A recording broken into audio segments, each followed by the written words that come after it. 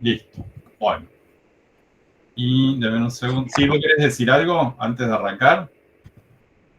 No, creo, no sé si me escuchan. Sí, te escuchamos.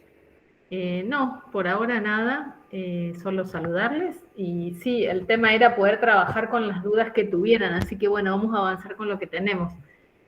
Eh, Bueno, vamos a empezar por lo más obvio de todo, porque esa es una duda que algunos me han planteado en pasillo, a otros como así en el aula, y después, como dije, alguien en el foro preguntó porque no encontraba un texto. ¿Sí? ¿Qué evaluamos? ¿Sí? Bueno, este es el resumen más sencillo de todos, ¿sí? Se evalúa toda la bibliografía obligatoria de las unidades que tienen mencionadas allí, ¿sí? Observación, encuesta o estudios con encuesta, diseños ex post facto, diseños con experimentos, ¿sí? O con grupos de experimentos, y cerramos con diseños de n igual a 1. De cualquier manera, yo en estos días, redes sociales y la sigla además lo hizo el ABP, en el foro de avisos y novedades, tienen discriminado los materiales que tienen que leer, ¿sí? Estamos usando, esto ya lo saben porque lo hemos planteado desde que empezamos con diseños observacionales, estamos usando casi todo el texto de León y Montero, ¿sí? Es un texto muy fácil de leer porque abunda en ejemplos, en menciones de estudios, en algunos casos clásicos de la psicología, en otros casos son ejemplos que ellos inventan, pero que sirven para ilustrar un poco los diseños. Salvo un par de unidades, como la de experimentos y básicamente, salvo esa unidad, en todo lo demás tienen un solo capítulo que leer. ¿Sí? Estudio de observaciones es un capítulo, diseño igual a 1 es un capítulo. La única unidad compleja en términos de materiales es la de diseños experimentales con grupos de sujetos, porque bueno, ahí se juntan distintos tipos de familias de los experimentos, entonces hay un capítulo por cada familia, ¿sí? Diseños intrasujetos, diseños experimentales con grupos diferentes y los famosos diseños factoriales, ¿ok? El resto de las unidades son básicamente asociadas a un solo capítulo. No debería haber inconveniente, ¿sí? Salvo que alguien diga no encuentro tal material o algo, que se resuelve muy fácilmente. Recuerden que todo el texto de León y Montero está en la plataforma El Libro, que está dentro de la biblioteca de la Facultad de Psicología. Es una plataforma virtual donde se supone que todos ustedes ya deberían estar registrados al principio de año y que permite leer, subrayar, pintar, resaltar el texto y estudiarlo. Está completo el libro, ¿sí? ¿Okay? Más allá de lo que le hayan facilitado las agrupaciones estudiantiles. ¿Dudas sobre la bibliografía hasta acá? En el chat no veo nada, salvo saludos. yo Axel sigo el pregunta chat, no te cuánto va a preocupes. durar el Meet. Está planeado mínimo 1 hora, máximo 1 hora 30, Axel, ¿sí? Y va a quedar grabado, si no. Estefanía Yani Fernanda dice, no, profe. No, profe, ¿qué? ¿Bibliografía? ¿Algo? No sabemos. No hay dudas de la Biblia. Listo, perfecto. Genial. Avanzo. Estos avances son avances sobre cosas, sobre las únicas dos cosas que quedaron en el foro de consultas teóricas. Después vamos Emilia tiene una consulta. como ahora, como Emilia que levanta la mano. Emilia, dale. No, disculpa, sin querer toqué. Ok, bueno, no pasa nada. Como les dije, en el foro de consultas teóricas hay dos consultas, ¿sí? Una es una consulta referida a qué tipo de preguntas me pueden hacer sobre determinados contenidos, o al menos esa es mi interpretación. No sé si estás en la audiencia Wada. Esta consulta la dejó Wada Nieto, ¿sí? Wada en el ABP tira piezas de información. Sí, ahí está, Wada. Perfecto, Wada. A ver si yo te interpreté. Si no, abrí el micrófono y aclarás tu duda, ¿sí? Vos tirabas piezas de información y querías saber si más o menos de esa forma se preguntaba en el parcial como para poder discriminar después en la respuesta que vos diste. Vos tiraste piezas de información y dabas como respuesta que una refería a un diseño retrospectivo con grupo quasi control, y la otra que ya vamos a ver en la filmina siguiente, ¿sí? ¿Te interpreté bien? ¿Eso es lo que estás preguntando? ¿Cómo preguntamos nosotros sobre ese tipo de diseño? Si tiene este tipo de formato que vos elaboraste, o tenés otra duda. Ahora vas a tener que hablar.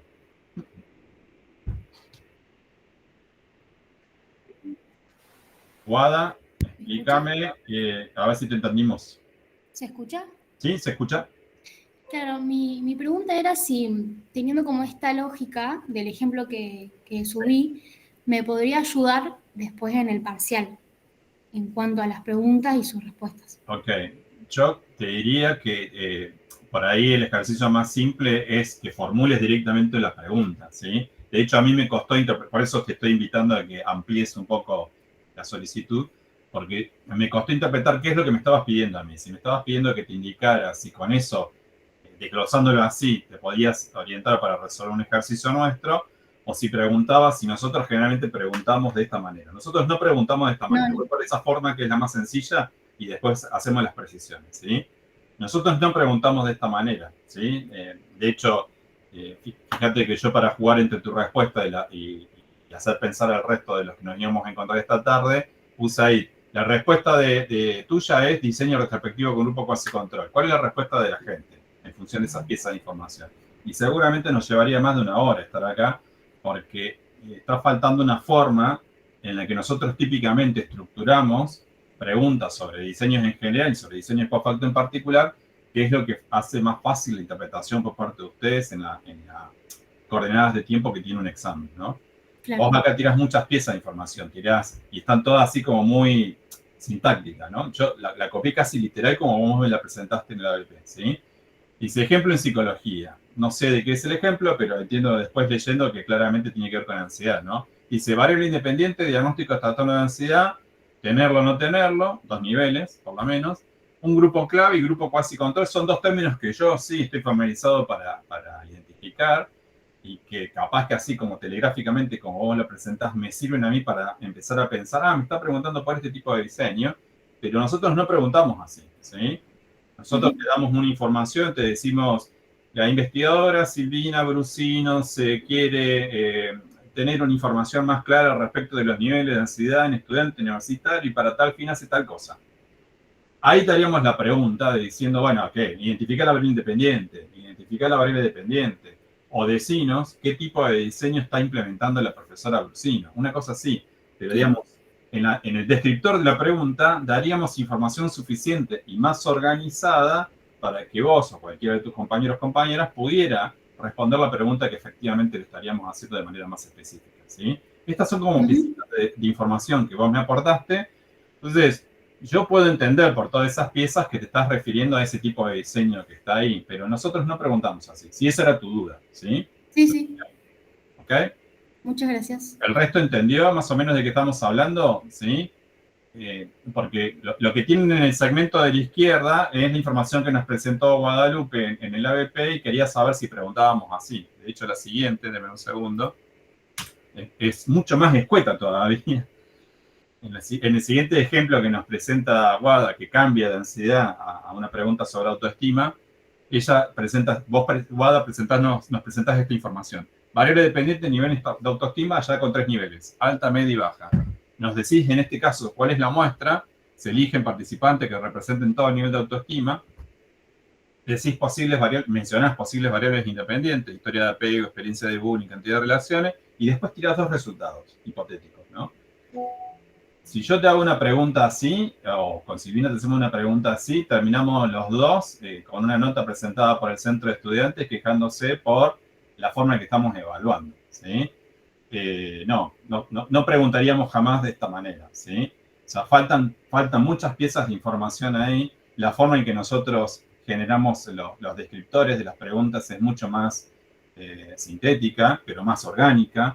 Presentamos la información y después de esa información, que es lo que yo siempre les digo cuando nos encontramos ya en instancia de evaluación, todas las piezas de información para resolver el problema que representa la pregunta están de alguna manera enunciados en la pregunta, ¿sí? Entonces, si tienen que hacerse ejercicios, que si esa era tu intención, Guada, y si alguien más está en eso, háganse preguntas, pero así, de este tipo, como ejercicios hipotéticos, una investigadora, tal cosa, esas serían las preguntas problema que decimos nosotros con Silvina, ¿sí? Después, por supuesto, hay preguntas conceptuales, ¿sí? Onda,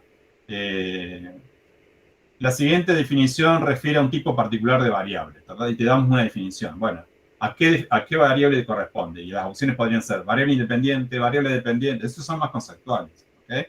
Pero en general, y esto ustedes ya lo saben, nuestras evaluaciones se prestan muchísimo para plantearles verdaderas preguntas problemas, ¿sí? En donde jugamos con un investigador ficticio o a veces le nombramos a alguien que les resulta familiar a ustedes, ¿sí? El profe Juan Godoy, la profe Brusino, el profe fulano de tal, investiga sobre tal tema, que se hace este planteo, bueno, listo. Presentada esa información en 2 o 3 líneas, le hacemos una pregunta específica. ¿Cuál es la variable independiente?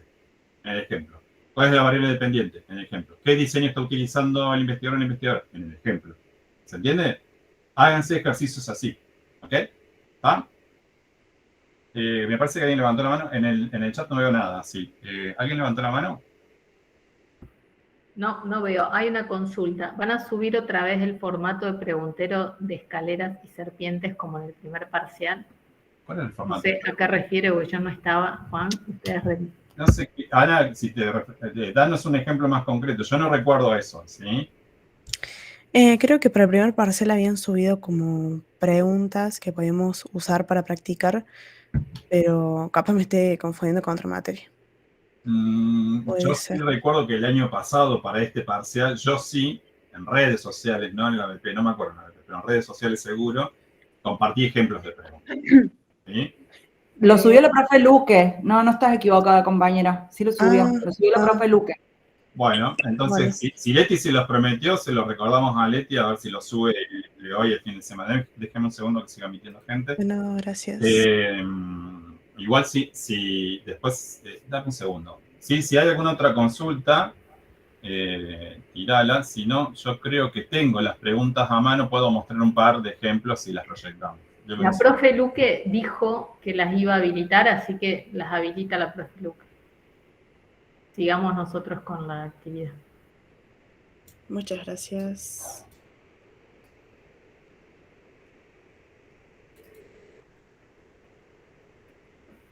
Dejo de presentar esto un ratito y después volvemos, porque lo que sigue después es de Pedro, ¿sí? Pero quiero hacer una cosa nada más. Denme un segundo. Y mientras tanto vemos si hay alguna otra consulta. Levanten la mano y vemos. Compartir pantalla. A ver qué tengo yo acá.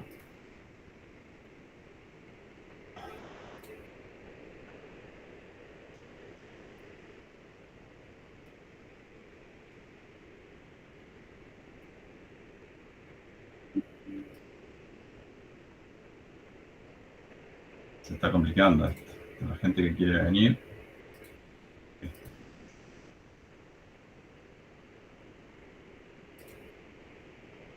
Admitir. Ese es un ejemplo de preguntas, ya que estamos hablando de preguntas. ¿La ven? Tómense su tiempo, ¿no?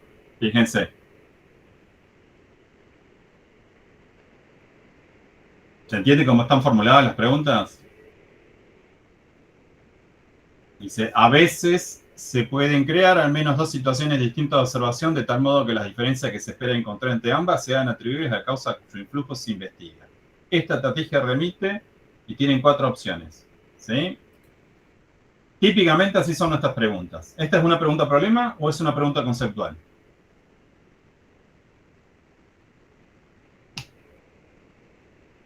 Quizá me está dando la respuesta. ¿Sí? Pero yo la pregunta que les estoy haciendo es de otra naturaleza. Que piensen ustedes qué tipo de pregunta es esto en función de lo que acabamos de discutir. ¿Es un ejemplo de pregunta-problema o es un ejemplo de pregunta conceptual, teórica, como dicen? Bien, perfecto. ¿Ven? ¿Se va entendiendo la lógica? ¿Ok? ¿Sí? No son nada del otro mundo. Son descriptores relativamente cortos. Por supuesto que puede haber algo un poquito más largo, sobre todo cuando estamos hablando de ejemplos hipotéticos de investigaciones. Pero la lógica es esa. Hay una situación planteada, esa situación planteada tiene piezas de información que les puede servir a ustedes para encontrar una solución y después le remitimos a 4 opciones posibles, de las cuales siempre una sola va a ser la correcta. ¿Entiende? ¿Ok? Denme un segundo, donde tengo la otra presentación. Preguntan de qué cantidad de preguntas tiene el parcial, entre 20 y 25. Lo que sí quiero decirles es que esta semana la ABP anda muy lenta. Ya hicimos reclamos a la facultad, con lo cual no sabemos el lunes cómo va a funcionar el ABP. Así que lo que podría ocurrir es que si el ABP no funciona, será igualmente múltiple opción, pero será sobre papel impreso y no en teléfonos, ¿sí? Eso es como para que estén advertidos y advertidas, porque bueno, el ABP esta semana ha funcionado muy mal, de hecho todavía no hemos subido los exámenes, pero bueno, se va a respetar que sea múltiple opción, pero no va a ser digital, sino que va a ser en papel. Bueno, nada, ahí tienen otro ejemplo de pregunta. En este caso es una pregunta sobre diseño de investigación, pero fíjense, acá no hay un ejemplo descrito. ¿Okay? Simplemente se presenta un atributo, una característica de uno de los diseños de investigación que luego ustedes tienen que identificar en esas opciones que están planteadas allí. ¿Okay? De nuevo, este sería un ejemplo de pregunta conceptual o teórica. ¿Sí? Pero no es una pregunta problema en sentido de los que veníamos discutiendo antes. Ahí tenemos consultas. No sé, Juan, ¿cómo querés hacer? ¿Vas a terminar de presentar? Termino con esta porque quiero que vean una... Dame un segundo que voy pasando rap. Esta. Listo. Termino con esto y pasamos a las preguntas de la gente. Fíjense este caso. Este caso claramente sí es una pregunta problema hipotético. ¿Sí? De hecho, me menciona a mí mismo ahí. ¿Tá? El doctor Godoy quiere no sé qué cosa, determinar tal cosa, ¿Qué estrategia le recomendarías? Y tienen que identificar ustedes cuál de las estrategias que están listadas ahí abajo es la más conveniente en función de qué? De todos los elementos que están presentes en la pregunta. ¿Sí? Este es un ejemplo de pregunta-problema. Hay un investigador con una tarea puntual y ustedes tienen que resolver algo con la información que está presente ahí. ¿Ok? ¿Ah? ¿Se entendió entonces cómo preguntamos? O hacemos preguntas sobre aspectos teóricos y conceptuales, donde los orientamos mínimamente para que lo puedan resolver, o le hacemos preguntas problema, en donde les planteamos una situación real o inventada, y donde la tarea de ustedes es, en base a la información presentada en esa situación, responder una pregunta puntual. ¿Vale? Dejo de presentar Sil y vamos a alguna, no sé, ¿había en el chat o había una mano levantada? En el chat hay dos consultas. A ver. Una primera que dice, van a preguntar sobre la presencia de interacción en los estudios experimentales factorial, y si es así, podría hacer un repaso breve de cómo lo tomaría. Y la segunda, la diferencia entre retrospectivos, expofactos, retrospectivos y prospectivos. Bueno, ¿querés despejar la primera? Porque es muy obvia, muy sencilla. Yo voy a explicar la expofactos. No, hay una que vos podés explicar como titular, si es que vamos a preguntar o no sobre las interacciones en los diseños factoriales. No, ¿sobre qué vamos a preguntar? Todavía no lo sé, si todavía no pudimos ni subir, tenemos que hacer preguntas todavía, o sea, en general preguntamos siempre, sí, sobre todos los temas, o sea, en general preguntamos siempre sobre todos los temas. Sobre interacción, o sea, sobre factoriales sí preguntamos. Ejemplos de interacción, no sé si exactamente preguntaremos sobre eso. Chicos, todavía no elaboramos las preguntas. Para mí es muy difícil históricamente porque en el escenario ideal de poder recurrir al ABP, ustedes ya lo saben, al menos con método y con, no sé si en otras materias les pasa, pero con método, hay limitaciones técnicas. Entonces, en general, estas preguntas son como las que acabamos de presentarles. Entonces, mi situación personal para algo como lo que planteaban recién, de si se puede preguntar sobre interacción, requiere de algo que técnicamente no podemos resolver en el examen, que es que ustedes tuvieran la posibilidad de ver un gráfico con una interacción y ustedes pudieran decir algo al respecto. Entonces, como eso técnicamente no lo podemos resolver con el ABP, ni antes cuando andaba joya, ni mucho menos ahora que anda para el traste, yo, no sé, me siento más orientado a hacer otro tipo de preguntas. Es Pero decir, seguro sobre factoriales va a haber preguntas. No, sí, ya lo sé. Precisamente sobre interacción. Si me permite cerrar la idea, doctora Brusino, lo que quiero decir es más fácil preguntar algo sobre una situación hipotética como la que acabamos de plantear y pedirles a ustedes que identifiquen si le recomendarían a ese investigador o no hacer un diseño factorial, o que ustedes identifiquen si el investigador o investigadora, en el ejemplo que le damos, aplicó un diseño factorial, de qué naturaleza es. 2×2, 2×3, eso sí se puede preguntar tranquilamente. Y de hecho, a mí cuando me tocó dar la clase, expliqué lo de la anotación justamente y les anticipé en los dos turnos, que una pregunta puede ser esa. O sea, que uno les pida a ustedes que identifiquen si se aplica un diseño factorial, si es así, y si pueden identificar los factores en juego. ¿Es un diseño tradicional 2×2? ¿O es un diseño 2×3? ¿Sí? De hecho, en la clase tiene un diseño que es súper complejo, con toda la información, y para que pudieran identificar que puede haber diseños factoriales que tienen tantos niveles, tantos niveles, tantos niveles. ¿Sí? Eso sí se puede preguntar. Ahora, interpretación de una interacción o de varias interacciones es un poco más complejo. ¿Vale? ¿Quién sigue? Florencia o no sé quién tenía... Sí, no, lo que pasa es que yo hice esa pregunta y era para ver si las preguntas correspondían a, por ejemplo, un ejemplo, si tienen la misma pendiente, si no hay interacción, las líneas paralelas, a eso me refería. Bueno, es lo que acabo de decir. Para Sí, mí, sí, sí. técnicamente, eso es muy difícil de resolver sin poder apoyarnos en un gráfico de interacción. De hecho, fíjense que en el texto de Lenin Montero dedicado a los diseños factoriales, casi la mitad del texto son hojas y hojas con distintos esquemitas de interacciones. ¿Sí? Yo hoy técnicamente, y estoy casi seguro que sí también, no podemos resolver eso. Tendríamos que tener la manera de incrustar un gráfico real o uno tomado del texto de Lenin Montero, meterlo en el examen, en el aula virtual y ver si ustedes lo pueden interpretar o no. Es complejo. ¿Sí? Gracias, profe. Sí, no sé Muchas si estás gracias. hablando con nosotros o con alguien más porque tenés el micro cerrado. ¿Me escucha? Le agradecía la respuesta. Gracias, gracias. ¿Sí? ¿Querías decir algo? No, no. ¿Alguna otra pregunta más? Sí, después está la de Expo Factos. A ver, ¿qué pregunta? ¿En lo que está proyectado, pregunta? Dice, diferencia entre retrospectivos y prospectivos. No sé sobre qué es la...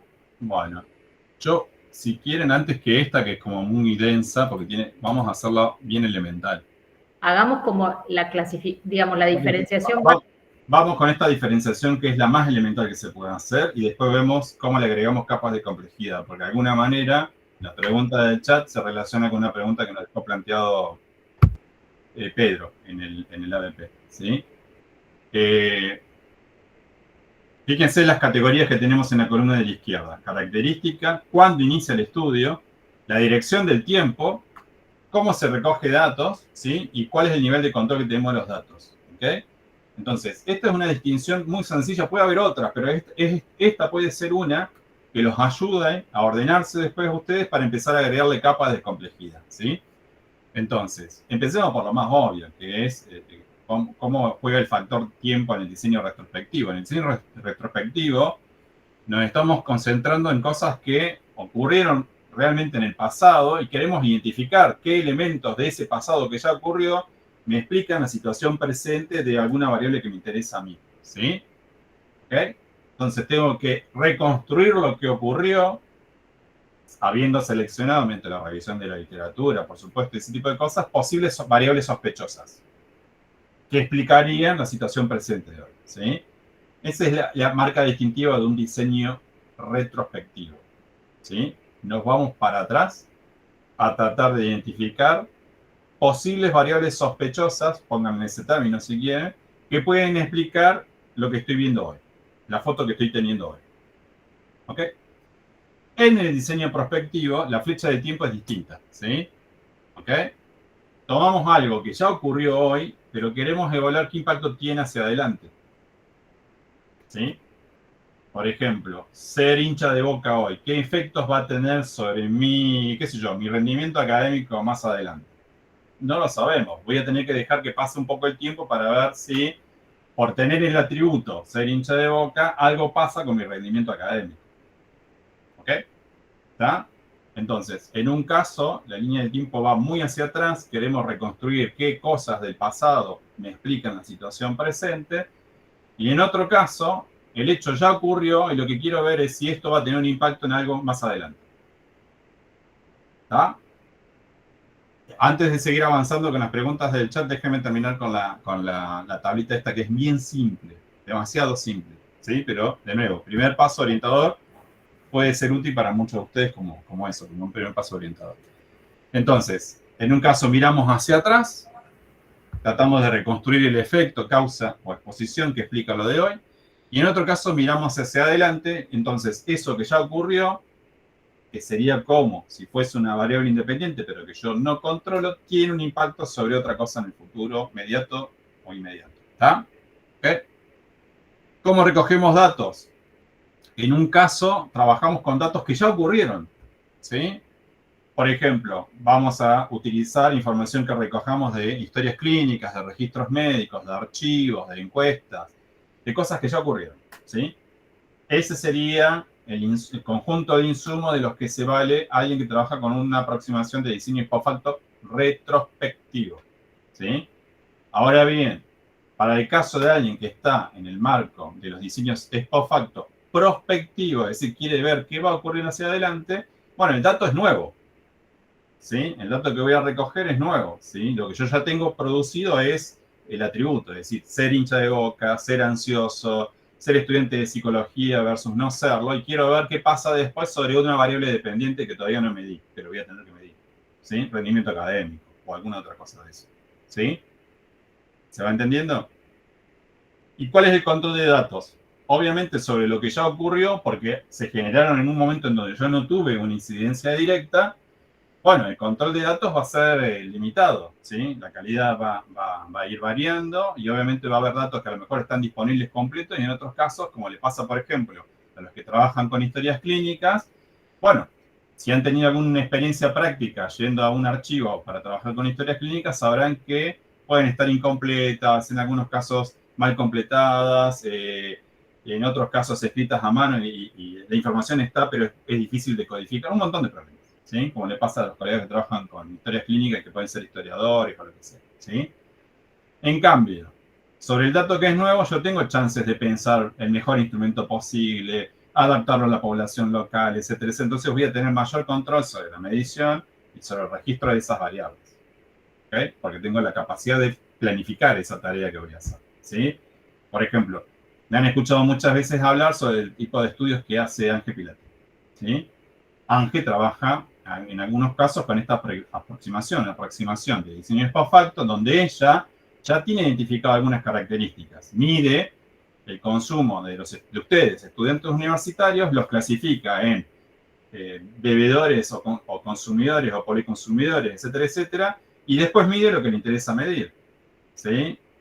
Regulación emocional, rendimiento académico, lo que sea, lo que ella crea que va a ser afectado por pertenecer a un tipo particular de consumidor de sustancias psicoactivas. ¿Se entiende? ¿Estamos hasta acá? A grandes rasgos, para distinguir entre diseños retrospectivos y diseños prospectivos, vamos alternando entre el chat y gente que levanta la mano. ¿Está? ¿Es posible combinar retrospectivo, prospectivo, longitudinal? No, por definición, un diseño longitudinal es prospectivo. O sea, vos empezás a seguir una persona de ahora en más. ¿Sí? Y lo vas midiendo a lo largo del tiempo, pero lo empezás a medir vos desde hoy, tiempo cero, y después vos decís, lo voy a medir cada 3 meses, a los 3, a los 6, a los 9, a los 12. ¿Sí? Entonces, vos tenés control sobre la situación. Digamos, si no estás manipulando variables independientes, porque la medida de los diseños longitudinales o las medidas repetidas son una característica que atraviesa varios tipos de diseños. Si estás dentro de la familia de diseños post facto, ese término corresponde más a un diseño prospectivo, o lo vas siguiendo a lo largo del tiempo. ¿Sí? Para atrás es difícil que vos digas que es longitudinal porque estuviste tomando medidas, porque son medidas que no produciste vos, la vas encontrando y por lo que estaba diciendo yo recién, capaz que en un lugar no tenés toda la información, en otro lugar pasa otra cosa, es muy difícil y por eso no se habla de diseños longitudinales retrospectivos. ¿Ok? ¿Se entendió? ¿Sí? ¿Querés aportar algo mientras yo sigo leyendo? Retrospectivos, prospectivos, digo, los longitudinales prospectivos son por definición longitudinal, no se puede hablar de retrospectivo longitudinal. Si uno quisiera combinar un diseño retrospectivo con un prospectivo longitudinal sobre un mismo objeto, podría ser, pero son dos estudios diferentes y responden a objetivos diferentes. No pueden ser articulados en un mismo proceso de evaluación, de investigación. Adriana, vos que estás en el chat que decís gracias y todo lo demás, antes habías puesto una enfermedad, antes y después a futuro. Te estás refiriendo a esto, a longitudinal, es decir, una persona que tenga una característica, por ejemplo, que sea caracterizado como una persona con un trastorno de ansiedad, y que lo midamos a lo largo del tiempo desde el momento en que se produjo la definición de su diagnóstico, sería un expo facto, como dijo Alasí, prospectivo, longitudinal, si te estás proponiendo medir cómo evoluciona ese grupo de individuos una vez que son diagnosticados. ¿Se entendió ahí? No sé si iba por esa vía la situación que vos nos estabas planteando con eso cuando hablabas de enfermedad antes, después, a futuro. ¿Okay? Dice gracias, Adriana, así que debe haber entendido. Bueno. Alguien había levantado la mano también después. No sé si era sobre este tema o otro similar. Sí, alguien la levantó, pero no veo quién. Que hable. Si alguien levantó la mano, puede hablar. Speak out. Bueno. Fue otra accidental. Mientras se lo piensa, ahí está más analíticamente. Esto que acabamos de hacer es una distinción muy grosera, ¿sí? A muy grosso modo, entre retrospectivos y prospectivos. Pero además metía en el ABP una distinción más fina, no solamente entre retrospectivo y prospectivo, sino ya entre tipos particulares, entre simples y de grupo único. Que esto sí sabemos con SIL, porque esto nos pasa todos los años. La culpa no es nuestra, sino quienes propusieron nombres que son muy similares, pero cuando se ponen a analizar analíticamente, vale la redundancia del énfasis, qué características tienen, van a entender que son cosas distintas, ¿sí? Es verdad, hay retrospectivos y prospectivos simples y hay retrospectivos y prospectivos de grupo único. Pero en cada caso, considerando hacia dónde se mira, hay operaciones particulares, ¿sí? Por ejemplo, en el diseño retrospectivo simple, nosotros, el investigador, contamos solamente con información relativa a un grupo de personas que comparten una característica, ¿sí? Déjenme ir y venir, ¿sí? Pedro Bancate está citado en la audiencia, que creo que sí. En el texto de Leonel Montero, ustedes tienen ejemplos bien simples para identificar cada uno de estos, ¿sí? Ellos dicen que un diseño simple, si esta categoría implica, dice que el investigador elige a los participantes por poseer una característica. Por ejemplo, un síndrome clínico, historia personal, etcétera, cuyas posibles causas queremos estudiar. El ejemplo típico que ellos tiran es el estudio del suicidio, ¿sí? El hecho ya ocurrió, ¿sí? Lo que ellos pueden proponer, como hicieron en este caso, en este estudio, es analizar la variable, el hecho ocurrido, el suicidio, ¿a través de qué? Del análisis, del acceso a documentación médico-forense, médico-asistencial previa e incluso meteorológica, como hicieron este pibe o esta chica, Consuelo, en una tesis, si mal no recuerdo, que era doctoral, ¿sí? Entonces, ella ahí aplica un diseño retrospectivo simple, ¿sí? Tiene el grupo que presenta la característica que a ella le interesa, casos de suicidios consumados en Madrid capital, y se pregunta qué cosas del pasado pueden explicarme esta situación, los suicidios consumados en Madrid capital. Para ello hará algún tipo de análisis, de documentos, de historias clínicas, de registro forense, lo que sea. Lo podemos inferir por la bajada del título de la tesis, ¿sí? A través de documentación médico-forense, médico-asistencial previa y meteorológica, porque habrá tenido algún supuesto de alguna condición vinculada con, por ejemplo, si se produce más en invierno que en verano, etcétera, etcétera. ¿Está? ¿Okay? ¿Se entendió? Es decir, un solo grupo presenta una característica y se indagan sobre posibles explicaciones que ocurrieron en el pasado, ¿sí? Eso sería un ejemplo de retrospectivo simple. ¿Okay? ¿Vamos?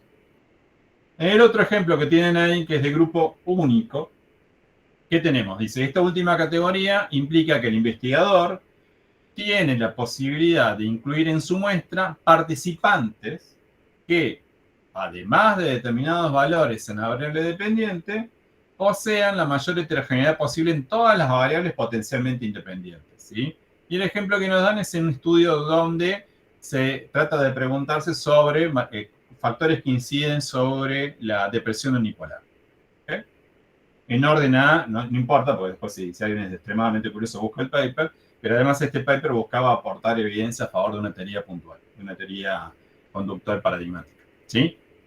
Nada, quedémonos con la primera parte. La idea de tratar de identificar aspectos que tienen que ver con la depresión unipolar, pero para eso necesito que toda la muestra que yo estoy estudiando presente, como dice ahí, ¿sí?, la mayor heterogeneidad posible en todas las variables potencialmente independientes, ¿sí? ¿Qué sé yo? Puede ser historia familiar de antecedentes psiquiátricos. Bueno, necesito que haya mucha heterogeneidad dentro de esa muestra.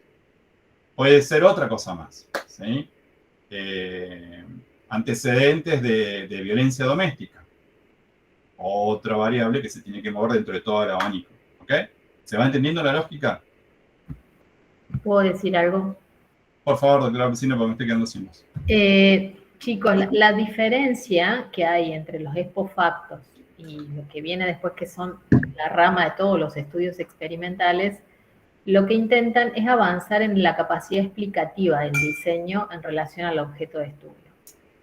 El tema es que con los expofactos lo máximo que uno puede hacer es analizar la covariación de variables, ¿sí? Que eso no es más que la relación que hay entre las variables. No puede determinar causa-efecto. Es decir, a medida que covaría la variable dependiente, cómo covaría la independiente, en sentido directo o inverso. Entonces, cuando yo tengo retrospectivos de grupo único, no hay variabilidad. ¿Por qué? Porque tengo, la población está seleccionada en función de la variable dependiente que posee un atributo. Al poseer un atributo y todos el mismo atributo, no hay variación. Si no hay variación, no hay forma de entender la covariación. Y eso introduce sesgos. ¿Es malo el diseño? No, es buenísimo, porque para algunos objetos de estudio lo único que puedo hacer, en principio, es eso. Ahora, si yo quiero avanzar en el nivel explicativo de un estudio retrospectivo, debería irme hacia este tipo de grupo, donde yo puedo ampliar la variabilidad. Entonces, es decir, puedo obtener la expresión del atributo de la variable dependiente en una mayor dimensionalidad. Al covariar eso con las variables independientes, que además van a estar medidas en un rango más amplio, puedo establecer un análisis explicativo mayor, disminuyendo los sesgos de relación a la hora de poder predecir, en términos de varianza explicada, la relación que existe entre las independientes con la dependiente. Eso es lo que es como más básico de estos diseños, y lo mismo aplica para los prospectivos, en esto de avanzar en el carácter explicativo de un fenómeno, ¿sí? Cuando yo no manipulo directamente las variables. Eso quería decir. El concepto de covariación en los expofactos es muy importante porque les permite comprender esta lógica de lo retrospectivo y lo prospectivo. Lo que acaba de decir Sil también aplica obviamente para los prospectivos que tienen la misma distinción entre simple y de grupo único, ¿sí? Lo que va a cambiar es la línea de tiempo, hacia dónde vamos a estar mirando, ¿sí? Pero después las grandes características que mencionó Sil se mantienen, ¿sí? Fíjense los ejemplos que tienen, de nuevo, mencionados por León y Montero, ¿sí? Para el caso del prospectivo simple, nos trae un estudio de trastornos de personalidad y abandonos terapéuticos en pacientes adictos, y lo que quiere verse o lo que quiere explorar ese estudio hacia adelante son los resultados de una comunidad terapéutica, ¿sí? Entonces, ¿qué van a hacer en ese estudio a grandes rasgos? ¿Qué hicieron en ese estudio a grandes rasgos? Estudiaron el efecto de una única variable independiente que no se manipula, de nuevo, porque estamos dentro de diseños expofacto, ¿sí? Sino que se seleccionaron participantes por poseer un determinado valor en la misma. Acá habrá sido participantes con ciertos trastornos de personalidad, para poder evaluar si eso después covaría o se asocia, como diría recién Sil, con los abandonos, ¿sí? En una comunidad terapéutica, ¿ok? El otro ejemplo, que es de grupo único, dice, se estudia el efecto de un conjunto de variables independientes que se miden en una única muestra, lo más grande y representativa posible antes de que aparezcan sus valores en la variable dependiente, ¿sí? Y acá el ejemplo es de nuevo, reunir evidencia para aportar información sobre la validez de constructo de los trastornos de personalidad en la versión 4 del DSM, que ya va por la 5, ¿okay? Entonces, eso se resolvió, esa pregunta de investigación se resolvió con un diseño prospectivo de grupo 1, donde se hicieron las operaciones que están mencionadas allí. ¿Ok? ¿Estamos hasta acá? La principal diferencia, chicos, es que en este caso de los prospectivos, la medición de la variable dependiente se hace después. Es decir, mido las posibles, voy, levanto datos, tomo datos, aplico cuestionarios, lo que sea, para medir las variables independientes, dejo pasar un tiempo para que el efecto de esas, lo que podría llamarse entre comillas, el efecto natural, porque acá no se controla, de esas variables independientes impacten sobre el objeto que es la dependiente de manera natural, sin intervención del investigador, y luego mido la dependiente. Eso es lo que caracteriza a los prospectivos. En los retrospectivos empiezo al revés, empiezo desde la dependiente y busco cuáles serían las potenciales independientes, pero ya ocurrió todo, ¿sí? El fenómeno, tanto sea de la variable dependiente y la independiente, ya ocurrieron. Eso quería decir. Genial. No está plasmado acá en la filmina, en el slide, pero Pedro además tiró una complicación extra que quería saber cuál era también la diferencia con los diseños post facto factoriales, ¿sí? Los diseños post facto factoriales son un tipo de diseño muy particular en esta idea que tiraba Sil hace un rato de mencionar que los post factos van avanzando en su complejidad porque de lo que se trata es de mejorar su capacidad predictiva.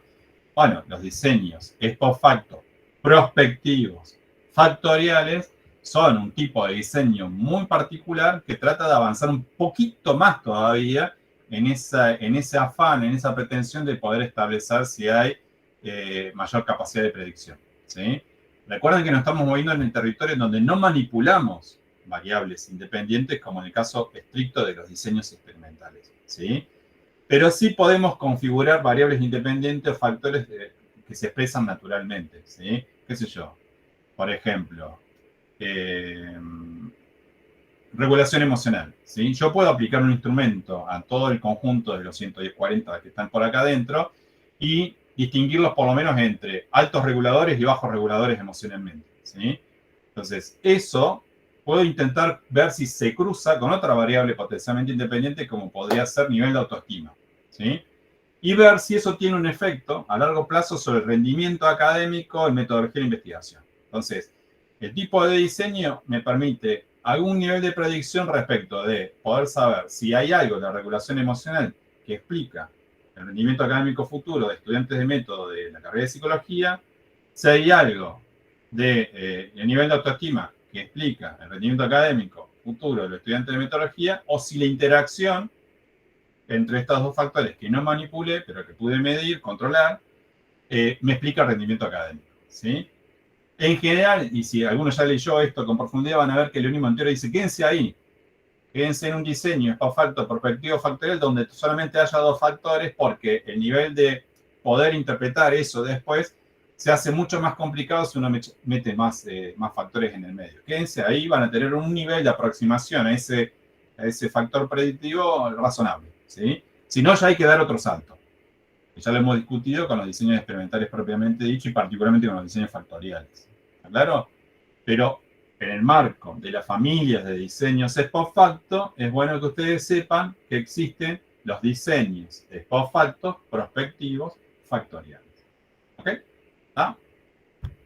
Pedro, no sé si con todo esto que dijimos con Sil y lo que está presente en las fiminas resolvimos tus dudas. Si no, usa el chat.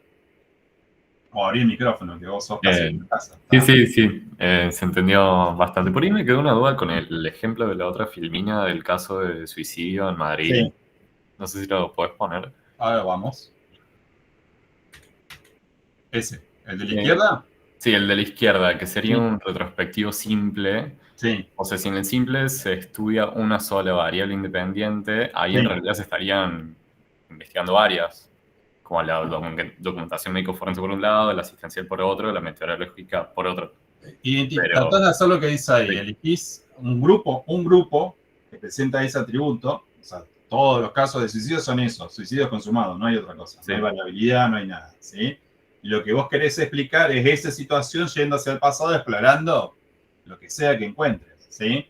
En el ejemplo de la tesis doctoral que vos tenés, uno puede inferir, no tenemos más información, uno puede inferir que la doctoranda ahí usó documentación médico-forense. Si querés identificar eso como un tipo particular de variable, bien. Después buscó información en registros médicos asistenciales previos, ¿sí? ¿Ok? Son dos cosas distintas, porque uno quiere decir que a lo mejor registró cantidad de visitas o consultas de ese potencial suicida, y en otro caso, cuando estamos hablando de documentación médico-forense, ya es el registro después de que ocurrió el hecho. ¿Sí? Y el otro dato que claramente no tiene nada que ver con esas dimensiones y que vos podrías claramente interpretar como otro tipo de variable potencial es la variable meteorológica. A lo mejor registró si hubo más casos de suicidios consumados en invierno que en verano. ¿Ok? Pero el grupo sobre el cual ella quiere explicar, quiso explicar algo, es un solo grupo, que presenta un solo atributo. Suicidio consumado. A ver, por si ayuda, Pedro, acá lo que se busca cuando vos tenés un grupo que está caracterizado por tener la presencia única del atributo, como en este caso los suicidios, lo que buscan los investigadores en relación a las posibles o potenciales variables independientes, que acá puede haber sido esto, lo meteorológico, lo médico-asistencial, es ver en qué dimensiones de esas variables los casos coinciden, porque no hay covariación. Entonces decís, bueno, del 80% de los casos el suicidio fue en invierno, ¿sí? Eso alcanza para explicar y no, porque ahí puede haber sesgos, pero lo que se intenta buscar retrospectivamente es cuáles son las coincidencias en relación a las variables independientes que tienen estas personas que forman parte de este grupo, ¿sí? Eso puede haber muchos sesgos, por eso digo, ¿eso le quita mérito o valor al diseño? No, en algunos casos es lo único que se puede hacer, y es la única aproximación para algunos objetos particulares, ¿sí? Pero eso es lo que se busca hacer porque no hay covariación. Entonces lo que se busca es coincidencia en relación a un conjunto de posibles independientes, variables independientes, en qué coinciden. No sé si quedó más claro. Sí, ahí me quedó un poco más claro. Oh, gracias. Ahí estoy respondiendo por el chat a algunas de las personas que dejaron algunas consultas extras para que den más información, ¿sí? Renata, ¿no? Si te referís a las tablas de los diseños factoriales, nosotros no las usamos en las preguntas del examen, ¿sí? ¿Ok? Pero no sé si estás refiriéndote a eso por la forma en que está hecha tu consulta. Y María Agustina, ¿cuál es la duda puntual que tiene diseño factorial? Porque si no tengo que dar una clase entera. Y es algo que habíamos acordado con Sil que no íbamos a hacer, sí resolver dudas puntuales, ¿sí? Así que si tenés una duda puntual que tenga que ver con los diseños factoriales, abrir el micrófono o escribir en el chat y la tratamos de resolver. Lara dice, ¿podría explicar los experimentos de grupos aleatorios con bloques? Muy bien, esa es una duda puntual. Bien, ¿sí? Y María Agustina vuelve, dice, la forma de representar su combinación 3x4, por ejemplo, no me anda el micrófono. Bueno, si me concentro en lo que escribiste, 3x4 es la forma de notación estándar que tienen los diseños experimentales factoriales, ¿sí? Cada número remite a una variable independiente y el valor nominal de ese número remite a los niveles de esa variable independiente. Entonces, con tu ejemplo, si vos me decís, tengo un diseño factorial 3x4, lo que yo interpreto es que tenés un diseño que tiene una variable independiente con 3 niveles, alto, moderado y bajo, por ejemplo, contra una variable independiente que tiene 4 niveles, ¿sí? Alto, bueno, muy bueno, qué sé yo, excelente, brillante. ¿Okay? Eso es lo que yo interpreto de eso, ¿sí? O sea, usar números con el signo X o por en el medio ayuda a identificar que nos están preguntando algo donde posiblemente haya un diseño factorial. Después, por la naturaleza de la pregunta, ustedes tendrán que identificar si es una pregunta específica sobre diseños factoriales dentro de familia de los diseños experimentales, o es una pregunta, como estábamos discutiendo recién, sobre los diseños ex facto prospectivos factoriales. ¿Se entendió? ¿Ok? Bien, perfecto, decís. Bien. Vamos con, antes de avanzar con, a ver, Renata, que pregunta. Mi pregunta es respecto a... no. Cada capítulo de León y Montero, no solamente este de ex facto, termina con una recomendación de León y Montero sobre cómo deberíamos organizar los datos para después proceder a hacer el análisis de datos. ¿Se entendió? Entonces, esas tablas remiten a cómo uno debería organizar la información en su Excel, si es lo único que tiene, en su Infostat, en su estadística, en su SPSS, el software de análisis estadístico que corresponda, ¿sí? Entonces hay una lógica de organización de la información que facilita la operación del software cuando nosotros le decimos, che, tirame una correlación, haceme una prueba T, o calculame este análisis de varianza factorial, ¿sí? Si la información no está organizada siguiendo esa lógica recomendada por Rolly Montero, el software va a hacer cualquier cosa. ¿Se entiende? Pero no preguntamos sobre esas tablas. ¿Okay? Lo hemos dicho, creo que desde el principio ya, ¿sí? Pero sí hemos subrayado siempre que ese es el valor que tiene el texto de León y Montero para ustedes, no solamente por la materia, sino a futuro, cuando tengan que pensar en un material de referencia para su trabajo de tesis o lo que sea, es que León y Montero cierran cada capítulo en donde nos presentan una estrategia de investigación con cuál es el plan de análisis que deberíamos pensar para esa estrategia de investigación. Y generalmente nos presentan esa tablita que vos estás recuperando ahora. ¿Ok? Genial, gracias. Quiero volver sobre una que estaba más arriba, Lara, que había hecho una pregunta difícil. Experimentos de grupos aleatorios con bloque. A ver si la podemos razonar entre todos. ¿Sí? Cuando hablamos de bloqueo, ¿en qué tipo de familia de diseños experimentales? ¿Se acuerdan?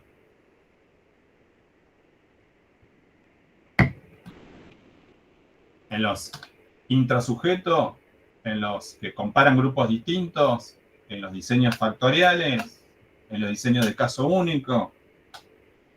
¿Sí? Vamos estableciendo coordenadas, así se estudia, así se va organizando la información. ¿Ok?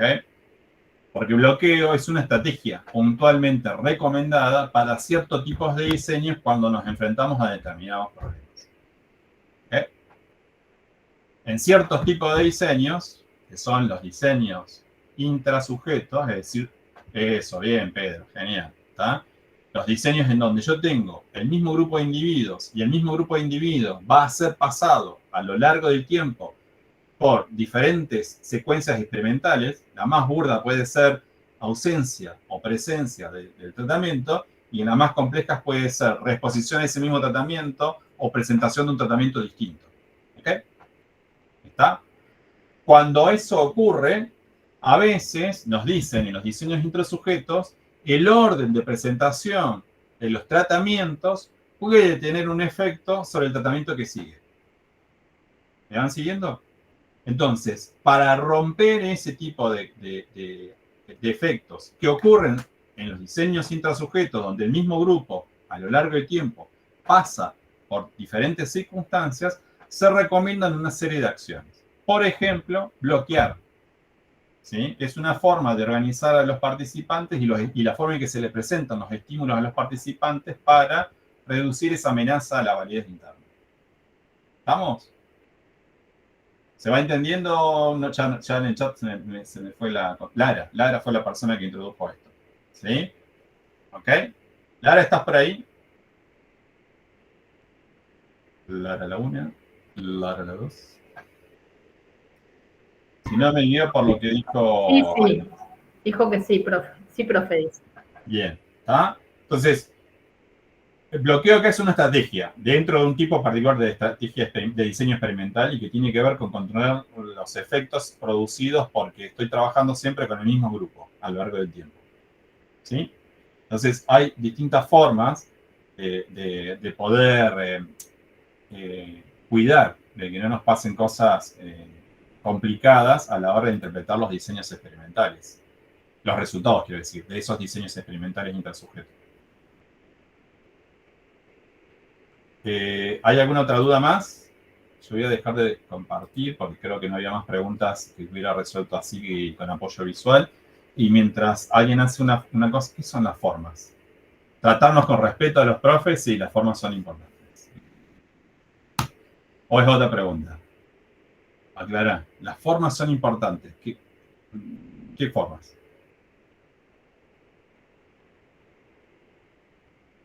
Elaborar. A ver si te entendí bien.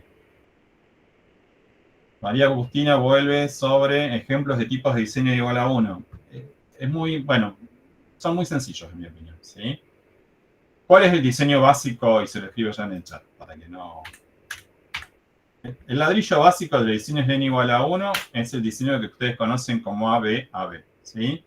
En los diseños experimentales de n igual a 1, tenemos una letra que siempre va a estar presente, que es la letra A, que remite a que la primera vez que aparece significa que se hizo una línea de base, y todas las veces siguientes, en donde entre medio haya una letra B o una letra distinta del abecedario, significa que se dejó de aplicar la intervención y se vuelve a medir la variable dependiente sin los efectos de la intervención, ¿sí? En el medio puede haber típicamente por lo menos una intervención, por eso el diseño se llama AB-AB. A, línea de base. B, primera presentación de la intervención. A, retirada de la intervención, con pretensión de ver si la variable dependiente vuelve a los niveles de la línea de base. Y B, reexposición de la intervención, ¿sí? ¿Por qué decimos que este es el diseño más simple de los diseños de caso único y el más sólido? Porque te permite hacer lo que llamaríamos en estrategia de comparación de grupos un test-retest. Vos aplicás la intervención una vez, medís qué pasó y lo volvés a aplicar después y volvés a medir, ¿sí? La idea es que cuando no hay intervención no pase nada, la variable dependiente se mantenga siempre dentro de sus niveles y que cuando hay intervención, en este caso en las dos fases B, haya una modificación en la dirección que vos esperás, por supuesto, debida a que aplicaste la intervención. ¿Ok? Ahora, variantes de diseños hay varios, ¿sí? Puede haber este diseño que se llama ABA, en donde no tenemos una segunda fase de aplicación de la intervención. Entonces, no es tan sólido ya, porque no tengo oportunidad de ver por segunda ocasión si mi intervención produce los efectos que vi en la fase en que las apliqué por primera vez, ¿sí? ¿Ok?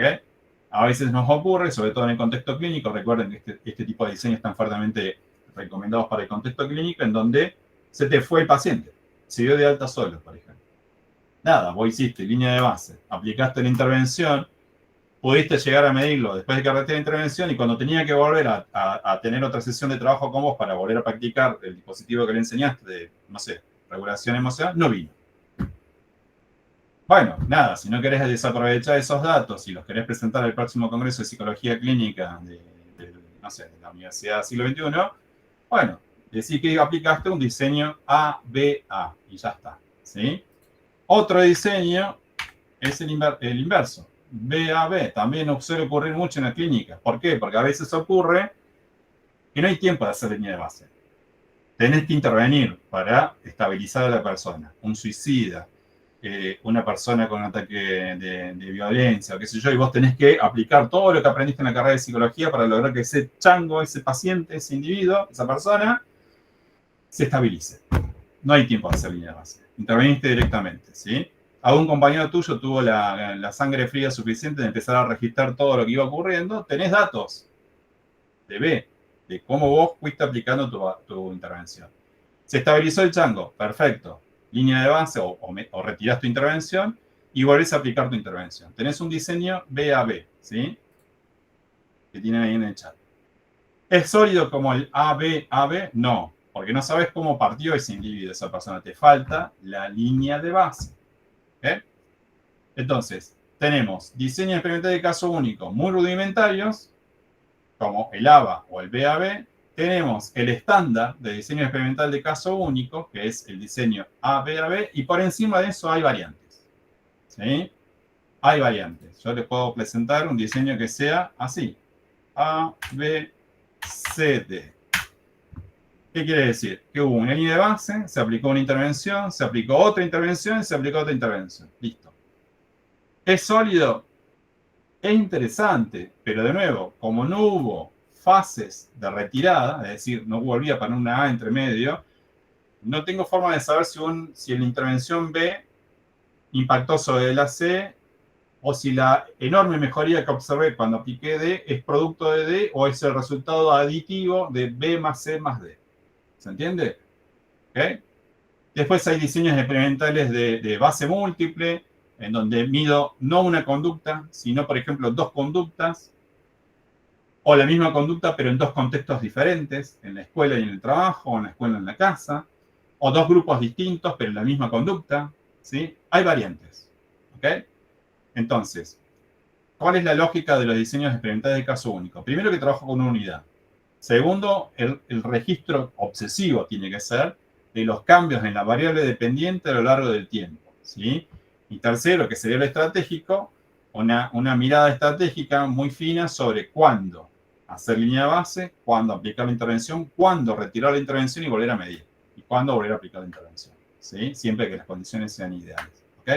Sobre ese ladrillito básico, que vuelvo a insistir, es el diseño AB,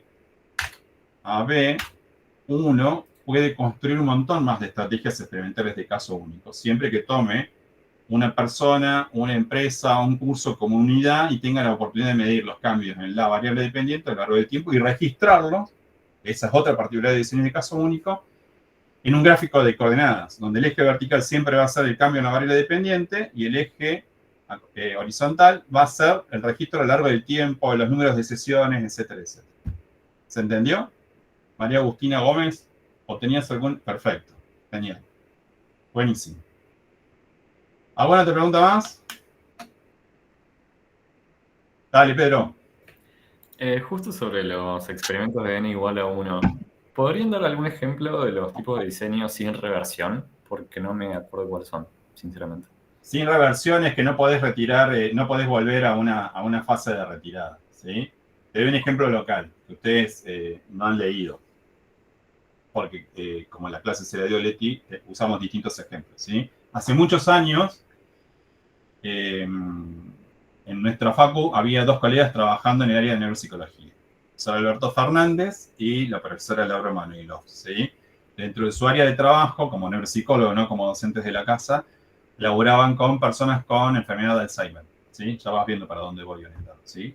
Si todo el mundo sabe, y si no es importante que sepan, estudiantes de psicología de tercer año de la carrera deberían saberlo, la enfermedad de Alzheimer es una enfermedad neurodegenerativa, insidiosa, irreversible, sin cura. Hoy, ¿ok? Es decir, la persona que tiene confirmado un diagnóstico de enfermedad de Alzheimer y su familia saben que esa persona poco a poco se va a ir deteriorando, ¿sí? ¿Ok? Lo que hicieron en su momento los colegas, en uno de sus casos clínicos, fue no retirar el tratamiento que buscaba apuntalar los problemas de memoria, ¿sí? Era como una batalla que sabían que iban a perder, porque la marca distintiva de la enfermedad de Alzheimer es la pérdida de la memoria, ¿sí? Pero lo que ellos querían con la intervención era mantener la intervención todo el tiempo, porque no tenía ningún sentido ni ético, ni académico, ni nada, retirar la intervención de una persona que saben ellos, y el entorno familiar sabe, que cada vez va a estar peor en sus quejas de memoria y en un montón más de dominios cognitivos, pero particularmente en memoria. ¿Se entiende? Entonces no hay forma de revertir el tratamiento. ¿Ok? ¿Sí? Otra forma de verlo. Pedro, vos venís del interior, así que asumo que como muchas personas del interior sabés andar en bicicleta. ¿No? Claro que sí. Bien. Genial. ¿Vos podrías esforzadamente desaprender a andar en bicicleta? No. Claro que no. ¿Sí? Hay algunos dominios de nuestra vida en donde una vez que nosotros adquirimos algo, no podemos revertir. ¿Sí? ¿Ok? Entonces, ahí no hubo un diseño experimental ni nada, sino algo de la vida cotidiana de muchos ciudadanos y ciudadanas, en donde se aprende algo, pero no lo podés desaprender, es imposible revertir eso, ¿sí? Te costará más o menos después, qué sé yo, pero será más bien una cuestión de tu capacidad aeróbica o tu resistencia física, pero la mecánica de pedalear y mantener el equilibrio, una vez que la aprendimos todos, no la podemos desaprender, ¿sí? No la podemos revertir, ¿ok? Entonces, los diseños experimentales de caso único como tecnología se desarrollaron en el marco de los trabajos en teorías del aprendizaje de conductistas diversos, ¿sí? En algunos casos, para estos conductistas surgía este problema, ¿sí? Una vez que le enseñaban algo a un organismo, era muy difícil que ese organismo lo desaprendiera, revertir ese fenómeno, ¿sí? Entonces, una de las características que hay que tener en cuenta también dentro del docente, ¿sí? Déjenme un segundo que admito a alguien más. De una, gracias. ¿Me entendió? Adriana tira otro ejemplo, la lectura. Bien, ¿sí? Una vez que aprendemos a leer, es muy difícil revertir eso, ¿ok? Podemos enriquecer nuestra velocidad de lectura, nuestro vocabulario y todo lo demás. De hecho, el esfuerzo que hacen montones de maestros y maestras todo el tiempo, ¿no? Que nuestros niños y niñas no solamente aprendan a leer, sino que diversifiquen sus lecturas, que puedan leer de todo el tiempo, ¿sí? De hecho, es algo que hasta en la universidad sostenemos, porque si ustedes leyeran, muchos de los problemas que tienen para entender algún aspecto se verían muy reducidos. ¿Sí? Si leyeran, por ejemplo, historia de la psicología, muchas de las cosas que estamos discutiendo acá no sonarían tan raras, como por ejemplo decir que los conductistas desarrollaron tecnologías como los diseños experimentales de Nicolás. ¿Qué más? ¿Alguna pregunta más?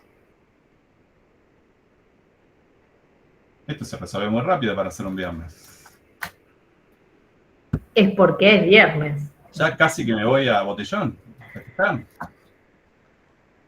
Qué suerte. Yo me tengo que ir a hacer preguntas para el parcial. Joya, dicen ahí. Bueno, de verdad, última ronda, gente, ¿sí? Son 6:10, arrancamos a horario, teníamos muy poquitas preguntas en el foro y las que fueron planteando acá las fuimos resolviendo. Yo estoy revisando el chat, no hay más nada. Si no hay más preguntas, mi última recomendación para todos es, fíjense el tipo de ejercicios que les mostré. Ese es el tipo de pregunta que solemos hacer, o que va a hacer ahora la profesora Brusini, y probablemente yo también. Me consta que Leticia ya hizo varias. Pero son preguntas así, gente. O son preguntas sobre aspectos conceptuales teóricos, o son preguntas en donde se presenta una situación hipotética, son preguntas problema, y ustedes tienen que identificar en esa situación hipotética algo. Una variable independiente, el tipo de diseño que sugerirían, o el tipo de diseño que creen que se aplicó. O el tipo de amenaza, la validez interna o la validez externa a la que está expuesto ese investigador en el ejemplo que estemos usando. Eso, nada más. No hay muchas vueltas. Sí, ¿Okay? mi única sugerencia, chicos, es decirle que lean los enunciados con calma y respetando los signos de puntuación. ¿Por qué digo esto? Que parece como medio una obviedad, pero no lo es, porque a veces están tensos o nerviosos y como que leen muy rápido de corrido, y entre todos esos signos de puntuación hay variables, hay términos analíticos entre las variables, hay cuestiones conceptuales. Entonces, si no leen con calma y interpretando lo que dicen con calma, pueden interpretar algo diferente, ¿sí? O sea, a veces los enunciados no son de una línea, porque los tratamos de hacer pensar sobre algo. Entonces, como que lean calmados y respeten los signos, porque a veces nos llaman, profe, no entiendo. Cuando uno va y le dice, a ver, léeme, y lo lee porque me lo tiene que leer a mí, ya entendí. O sea, no es difícil el parcial. O sea, lo que sí tiene esto, enunciados a veces que son largos porque presentan objetos de estudio, porque presentan relaciones entre variables, porque a lo mejor hay un problema, pero le preguntan sobre una muestra, y están enfocados en las variables y no se dan cuenta que les están preguntando sobre la muestra, o a veces ponen énfasis en el resultado, pero le están preguntando por el diseño. Entonces, no es que son tramposos, digamos, tienen un enunciado, pero focalizan sobre algún aspecto del enunciado y no lo leen integralmente. Entonces, con calma, ¿sí? Respeten los signos de puntuación para que comprendan qué es lo que pregunta finalmente después de leerse el enunciado. Que, insisto, no es menor, porque a veces caen en confusiones simplemente por andar leyendo súper rápido y medio como sin detenerse en lo que dice, ¿sí? Pero no es un examen difícil, los ejemplos no son ejemplos complicadísimos, donde se las hacemos dificilísimas, solo eso, dense un poquito de tiempo para leer lo que dice la pregunta. Buenísimo. Dos cositas más, una específicamente vinculada con la logística. Recuerden presentarse a rendir con su dispositivo, por favor, ¿sí? Llévense su compu, su tablet, algo que tenga un tamaño de pantalla razonable para ustedes, ¿sí? Y lo otro es una invitación formal, pero solo para aquellos que están holgadísimos, que les sobra un montón de tiempo y se quieren desconectar, ¿sí? Este sábado, la comunidad del Instituto de Investigaciones Psicológicas, donde estamos muchos de la cátedra, y colegas de otros institutos, vamos a estar en el CONIFES, ahí en Plaza España, desde las 5 de la tarde hasta las 20:30, con un montón de actividades de visibilización y comunicación pública de la ciencia en defensa del CONICET y del Sistema de Ciencia Nacional. Así que si alguno está holgadísimo y si quiere despejar y dar una vuelta, puede ver a algunos de sus profes haciendo prácticas o hablando de ciencia, y nos pueden hacer un montón de preguntas. ¿Okay? Fuera de eso, ya saben, como siempre terminamos esto, cuídense, cuiden a otros y nos vemos el lunes. ¿Okay? Chao, chicos.